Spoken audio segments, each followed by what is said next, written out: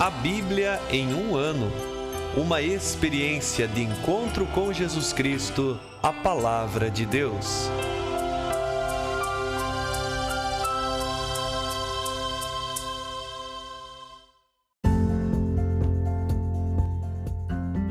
Olá, eu sou Yuri, seminarista da Diocese de Ponta Grossa, Paraná. Você está ouvindo o podcast A Bíblia em um ano.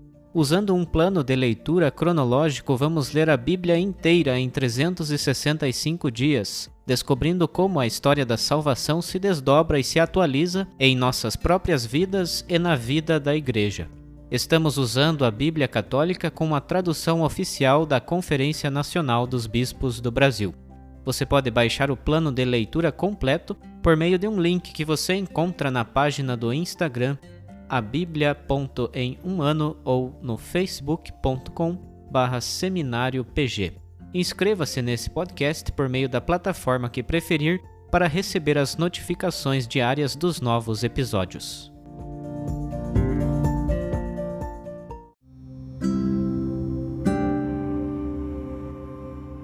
Olá, eu sou o Padre Joel Nalepa, da Diocese de Ponta Grossa, no Paraná. Antes de iniciarmos a leitura e a escuta dos textos bíblicos propostos para hoje, vamos pedir que o Espírito Santo ilumine nossa mente e nosso coração para que a Palavra de Deus frutifique em nossas vidas. Em nome do Pai, do Filho e do Espírito Santo. Amém.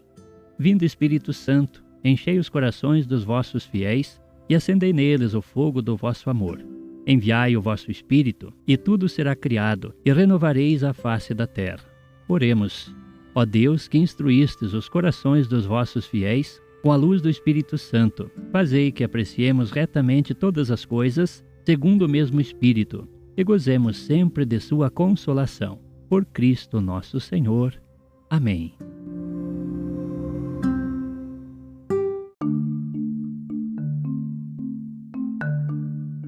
Estamos no dia 31 do nosso podcast, A Bíblia em um ano. Leremos hoje os capítulos 43 e 44 do livro do Gênesis. Do livro de Jó, leremos os capítulos 35 e 36, com o terceiro e o quarto discursos de Eliú. E por fim leremos também o capítulo 5 do Cântico dos Cânticos. Gênesis capítulo 43. Entretanto, a fome graçava pela terra. Quando acabou o trigo trazido do Egito, o pai lhes disse: Voltai para comprar mantimento para nós. Mas Judá respondeu-lhe: Aquele homem nos conjurou solenemente: Se vosso irmão não vier convosco, não vereis a minha face. Se deixares ir conosco nosso irmão, desceremos para te comprar mantimento. Se não o deixares ir, não desceremos, pois aquele homem nos disse: Se vosso irmão não vier convosco, não vereis a minha face. Então Israel disse: Por que me fizestes esse mal, contando àquele homem que tinhais outro irmão? Eles lhe responderam: Aquele homem nos interrogou insistentemente sobre nós e nossa parentela e nos perguntou: Vosso pai ainda vive? Tendes algum outro irmão? E nós respondemos de acordo com as perguntas. Podíamos acaso saber que ele nos diria: Trazei vosso irmão? Então Judá disse a Israel, seu pai: Deixa o rapaz ir comigo, e ponhamo-nos a caminho para conservar-nos em vida e não morrer, nós, tu e nossos filhinhos. Responsabilizo-me por ele, de mim tu o reclamarás. Se eu não o trouxer de volta, se eu não o reconduzir à tua presença, serei culpado para sempre diante de ti. Ora, se não nos tivéssemos atrasado tanto, já estaríamos de volta pela segunda vez. Disse-lhes seu pai Israel: Sendo assim, fazei o seguinte: colocai na bagagem do que há de melhor nesta terra e levai-o como presente a esse homem: um pouco de bálsamo, um pouco de mel, incenso, mirra, pistache e amêndoas. Levai convosco o dobro de dinheiro, para devolver o que foi posto na boca de vossas sacas, pois talvez tenha sido um engano. Tomai vosso irmão e levantai-vos para voltar a esse homem. E o Deus poderoso faça que esse homem vos mostre compaixão, para que deixe voltar convosco o outro irmão que ele reteve, bem como Benjamim. E eu, se devo ficar sem filhos, ficarei. Levaram consigo o presente, o dobro de dinheiro, e também Benjamim. Levantaram-se e desceram para o Egito, onde se apresentaram a José. Assim que José viu Benjamim com eles, disse ao mordomo: Leva estes homens para minha casa, abate uns animais e prepara-os, pois eles comerão comigo ao meio-dia. O mordomo fez o que José lhe tinha ordenado e os levou à casa de José. Ao serem levados à casa de José, ficaram com medo e diziam entre si: É por causa do dinheiro da outra vez, devolvido em nossas sacas, que nos trazem aqui, para nos acusarem e caírem sobre nós, fazendo-nos escravos como os nossos jumentos. Aproximando-se do mordomo, falaram-lhe à entrada da casa: Perdão, senhor, nós já viemos aqui uma vez para comprar mantimento. Ao chegarmos ao lugar de pernoite, abrimos nossas sacas e vimos que o dinheiro de cada um, no peso exato, estava na boca da respectiva saca. Nós o trouxemos de volta, com outra quantia igual para comprar mantimento. Não sabemos quem pôs o dinheiro em nossas sacas. Ficai tranquilos, disse-lhes o mordomo, não tenhais medo. Foi vosso Deus, o Deus de vosso pai, que vos pôs este tesouro nas sacas. Eu recebi vosso dinheiro. E mandou trazer Simeão até eles. Então o homem os fez entrar na casa de José, deu-lhes água para lavar os pés e também forragem para os jumentos. Eles prepararam o presente, esperando José chegar ao meio-dia, pois haviam sido avisados de que comeriam ali. Quando José chegou à casa, apresentaram-lhe o presente que haviam trazido consigo, prostrando-se por terra diante dele. E ele, depois de lhes perguntar se estavam bem, disse: Vosso velho pai, de quem me falastes, está bem? Ainda vive? Eles responderam: Teu servo está bem, nosso pai ainda vive. E inclinaram-se e prostraram-se. José ergueu os olhos e viu Benjamim, seu irmão, filho de sua mãe, e disse: É este o vosso irmão mais novo, do qual me falastes? E acrescentou: Deus te conceda graça, meu filho.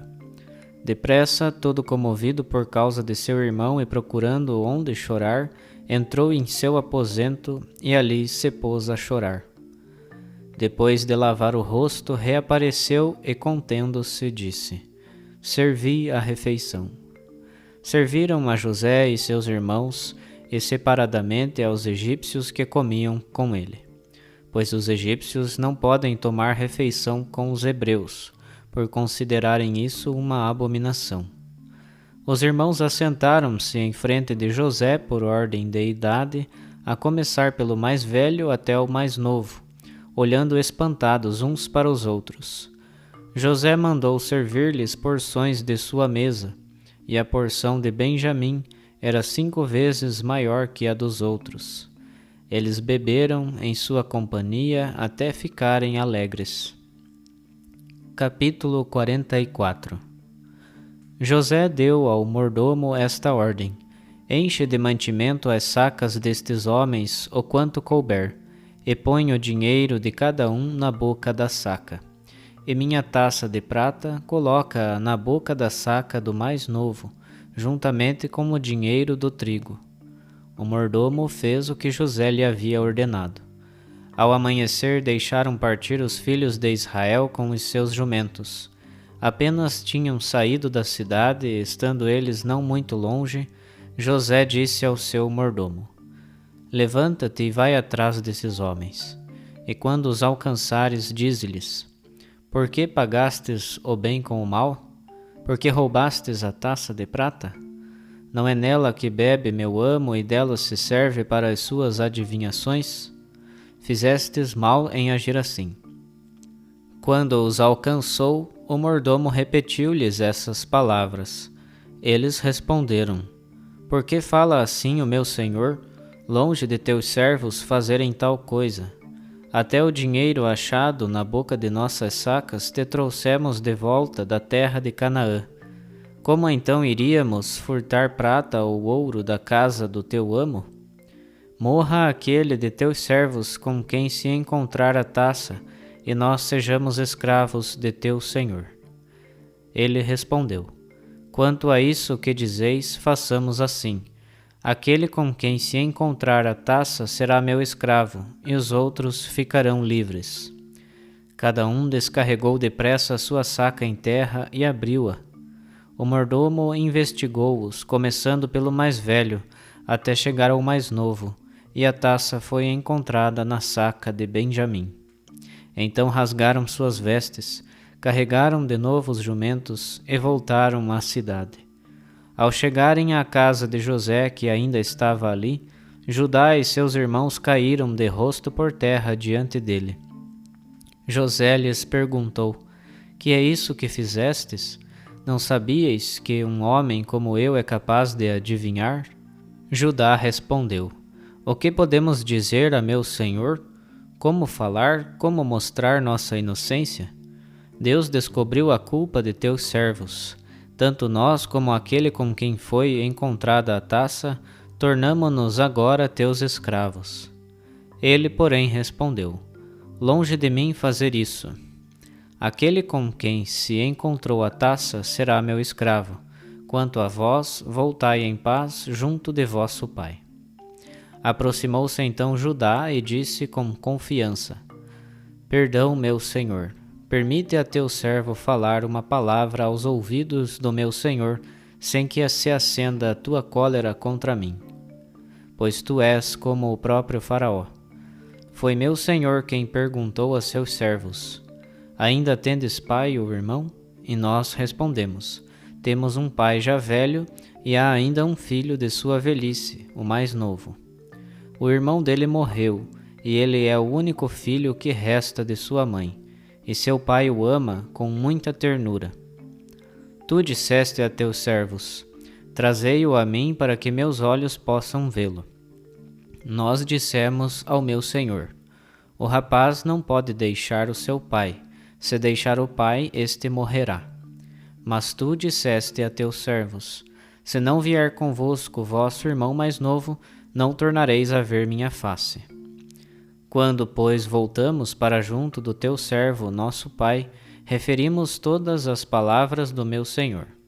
Depois nosso pai nos disse: Voltai para comprar mantimento. E nós lhe respondemos: Não podemos ir.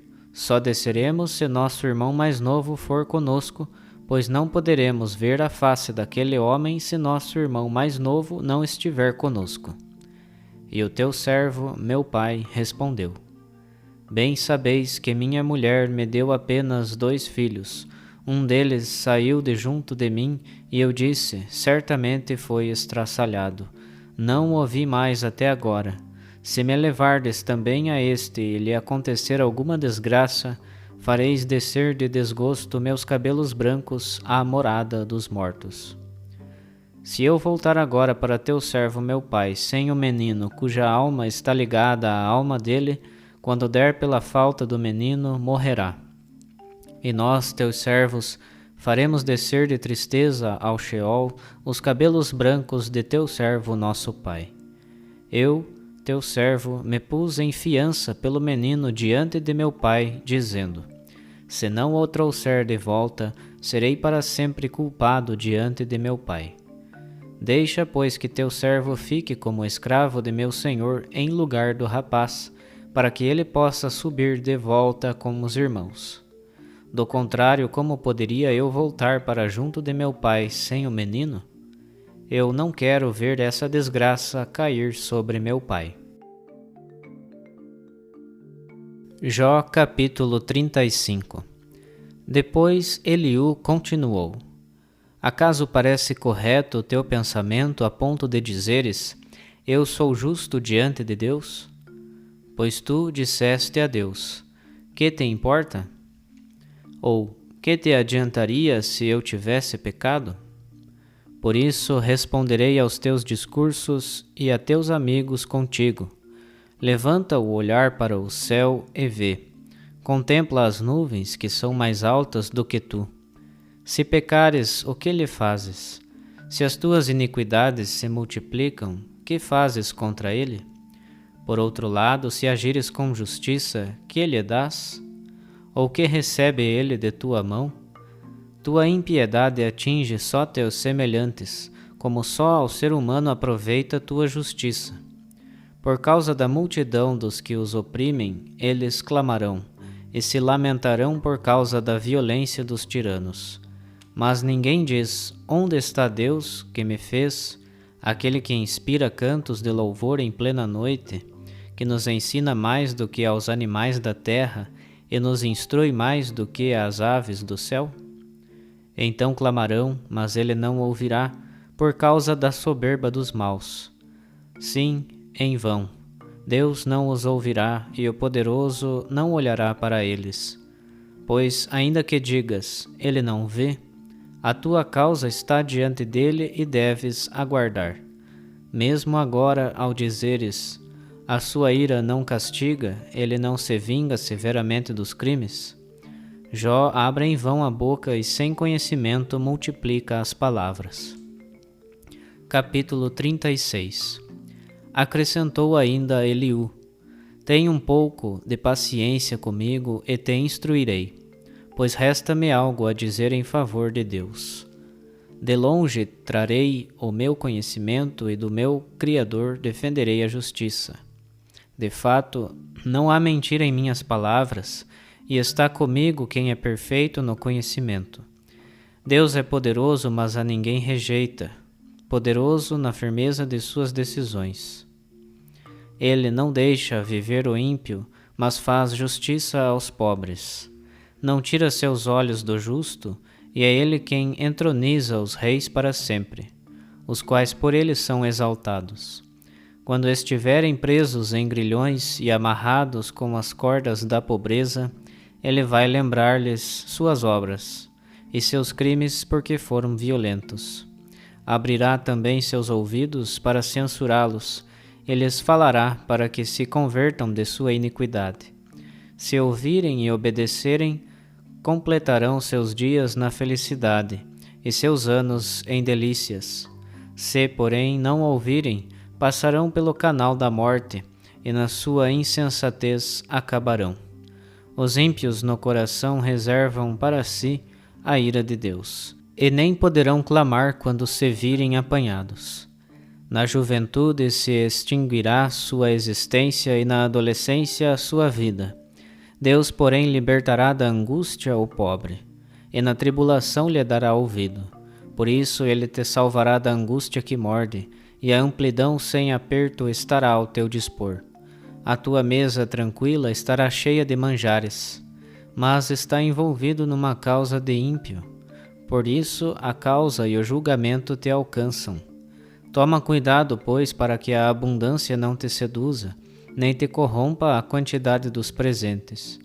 Acaso se ouvirá o teu clamor, senão na angústia? E que dizer de todas as tentativas de força? Não suspires pela noite, na qual os povos se moverão do seu lugar. Toma cuidado para não te inclinares para a iniquidade, pois foi por causa disso que experimentaste a miséria. Deus é sublime no seu poder. Que mestre será semelhante a ele? Quem poderá fiscalizar os seus caminhos, ou quem poderá dizer-lhe, praticaste a iniquidade? Lembra-te de engrandecer sua obra, que a humanidade, cantando, celebra. Todas as pessoas o veem, mas cada um o contempla de longe. Com efeito, Deus é grande e supera o nosso conhecimento. O número de seus anos é incalculável. Ele recolhe as gotas da chuva e derrama como um rio os aguaceiros. As nuvens soltam essas águas e as fazem gotejar sobre a multidão. De fato, quem entende a expansão das nuvens e o trovão que sai da sua tenda? Ele estende ao seu redor a sua luz e cobre os fundamentos do mar. É por estas coisas que ele governa os povos, e lhes dá alimento em abundância. Em suas mãos esconde o relâmpago, ele ordena que atinja o alvo. Dá notícias dele o trovão, cioso na ira contra a iniquidade. Cântico dos Cânticos, capítulo 5. Venha o meu amado ao seu jardim e saboreie os seus melhores frutos. Já vou ao meu jardim, ó minha irmã e esposa, e aí colho minha mirra com meus aromas. Aí sorvo o favo com o mel e bebo o vinho com meu leite. Comei, amigos, bebei e inebriai-vos, meus caros. Eu durmo, mas meu coração vigia, é a voz do meu amado batendo. Abre-me, ó minha irmã e amada, minha pomba, minha imaculada, pois minha cabeça está cheia de orvalho e meus cabelos do sereno da noite. Tirei minha túnica, vou vesti-la de novo? Lavei meus pés, vou tornar a sujá-los? Meu amado desliza a mão pela abertura e meu ventre na hora estremece. Levanto-me para abrir ao amado. Minhas mãos destilam a mirra, e meus dedos cheios de mirra escolhida seguram a maçaneta da fechadura. Então abri ao amado, mas ele se afastara e passara adiante. Minha alma se derreteu porque partira. Procurei-o e não o encontrei. Chamei-o e não me respondeu. Encontraram-me os guardas que faziam a ronda da cidade. Bateram em mim e me feriram. Arrancaram-me o manto as sentinelas das muralhas. Eu vos conjuro, filhas de Jerusalém, se encontrardes meu amado, o que lhe direis? Que eu desfaleço de amor. Que tem o teu amado mais que os outros, ó mais bela das mulheres? Que tem o teu amado mais que os outros, para que assim nos conjures? Meu amado é claro e corado, inconfundível entre milhares. Sua cabeça é ouro puro, e os anéis de seus cabelos como cachos de palmeira, negros como o corvo. Seus olhos são como pombas à beira dos riachos, lavadas em leite e repousando junto a torrentes borbulhantes. Suas faces são como canteiros de aromas, como tufos de ungüentos, seus lábios como lírios, destilando mirra escolhida. Suas mãos são torneadas em ouro, cheias de jacintos. Seu ventre é marfim lavrado, guarnecido de safiras. Suas pernas são colunas de mármore, sustentadas sobre bases de ouro. Seu aspecto é como o do Líbano, alto como os cedros. Seu paladar é só doçura, e todo ele é desejável. Tal é o meu amado, e ele é quem me ama, ó mulheres de Jerusalém.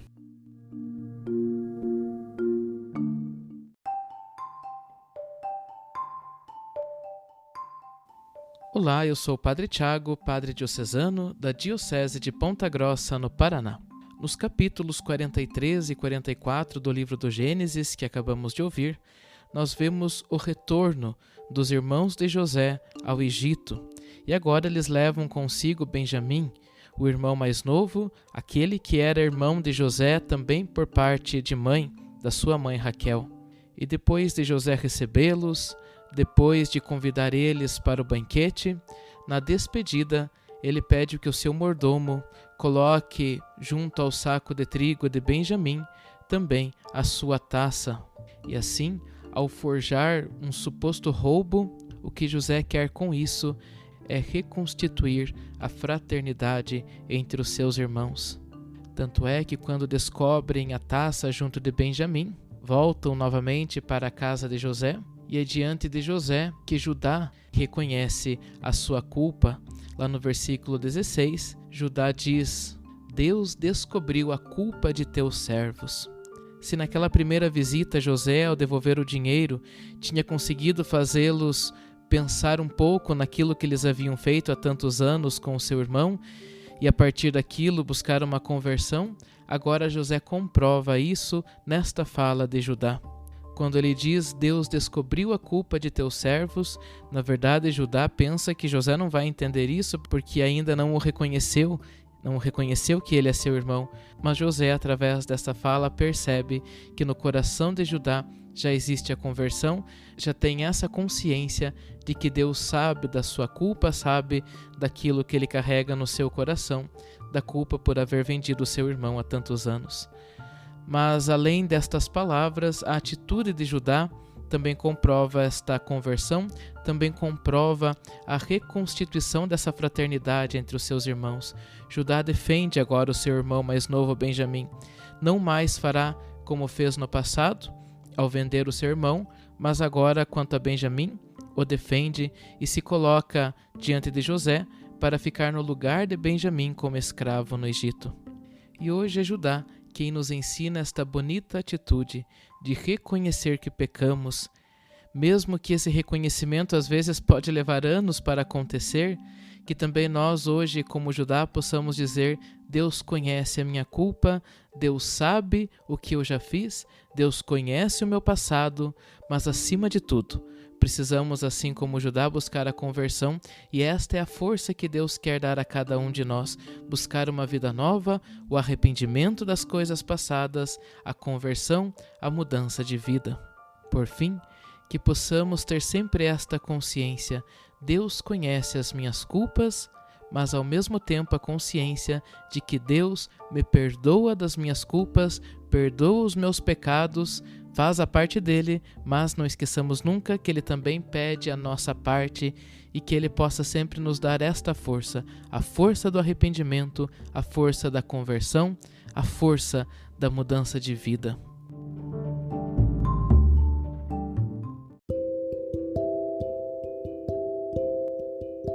Querido irmão, querida irmã, após a leitura e a meditação da Palavra de Deus contida na Sagrada Escritura, peçamos que o Espírito Santo inspire as nossas ações a partir do mistério de Jesus Cristo, o Verbo encarnado. Oremos. Ó Deus, concedei ao vosso povo alimentar-se cada vez mais da vossa palavra e nela encontrar a fonte da vida. Por nosso Senhor Jesus Cristo, vosso Filho, na unidade do Espírito Santo. Amém. Quem vos fala é Dom Sérgio Arthur, bispo da Diocese de Ponta Grossa, no Paraná. Desça sobre vós a bênção de Deus Todo-Poderoso, Pai e Filho e Espírito Santo. Amém.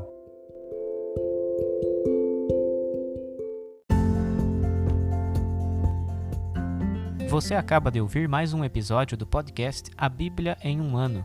Continue nesse bom propósito de ouvir, ler e praticar a Palavra de Deus. Rezemos por todos que estão fazendo este caminho de leitura da Bíblia. Procure também participar da sua comunidade. A permissão para uso do plano de leitura The Bible in a Year com Padre Mike Schmitz e Jeff Kevins foi concedida por Ascension. A versão original pode ser baixada em ascensionpress.com. Todos os direitos desse plano estão reservados à Ascension. Os demais conteúdos do podcast não são criados, revisados ou apoiados por Ascension. Até amanhã!